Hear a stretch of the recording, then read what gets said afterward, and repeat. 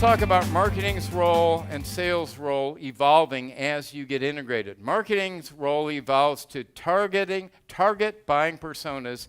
We don't want the salespeople deciding who they should be calling on. We want tactical marketing to say to the salespeople, here's where your best odds of success are. Here's where the biggest problems are that we can address. Here are the job titles we want you to be calling on.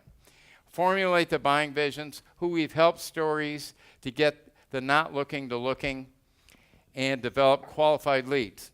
So the definition of a qualified lead, if I'm a salesperson, if my marketing department can say, Mike, this materials manager is curious how we've helped other materials managers eliminate shortages.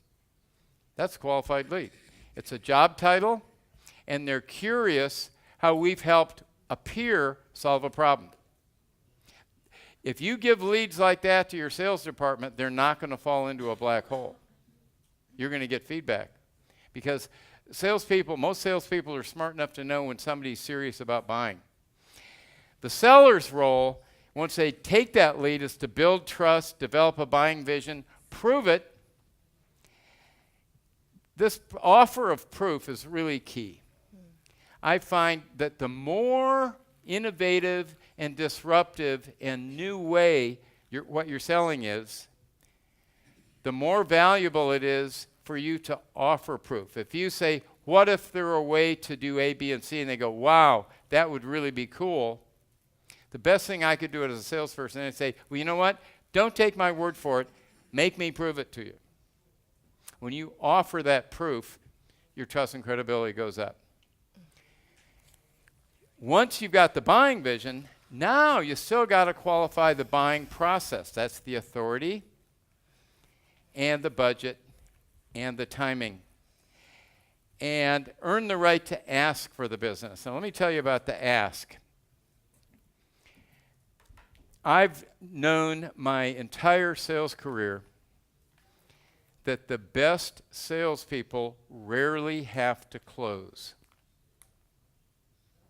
Why do the best salespeople rarely have to close?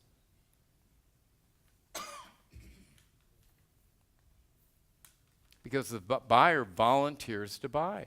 People love to buy when it's right for them. And you can almost have a direct correlation. The weaker the salesperson, the more they're closing. Are you going to be able to make a decision by the end of the month and start pushing and pressing?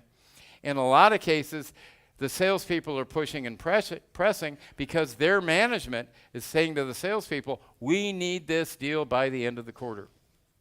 And if the salespeople are out pushing to get a deal by the end of the quarter when the buyer's not ready to buy yet, when they haven't completed their buy cycle, what bad things could happen?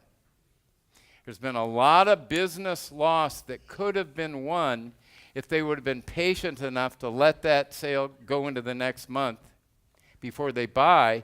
But the pressure to make numbers coming down to field salespeople is causing a lot of salespeople to misbehave. And when salespeople start misbehaving, buyers start saying no and pushing them away. Earn the right to ask for the business. Again, I believe if you're really good, you won't even have to ask. But one of the concepts of nonprofit fundraising is they don't close, but they ask. They have to ask. The top 3 reasons people donate to nonprofits is 1, because they can. 2, because they like the cause. It makes them feel good. The cause makes them feel good. But the third key one is that somebody asks them. If they're not asked to contribute, they're not going to. And so even in the B2B world, if we get down near the end and my buyer's hesitant, I want to figure out a nice way to ask them for the business versus close. That term of closing and pressure, I've never liked. And I'd like to see if we can eliminate that from our vocabularies. So the marketing sales funnel. Whether you're in marketing or in sales, we're still trying to get people who are not looking to look. When you're in sales, you're typically doing it one-on-one. When you're in marketing, you're doing it one-to-many. But still, not looking to looking. So we go from not looking to a qualified lead, which means somebody's curious, to a qualified need, means they have a buying vision. And then we qualify the budget, the opportunity, or the budget, the authority, and the timing, and now we have a qualified buyer.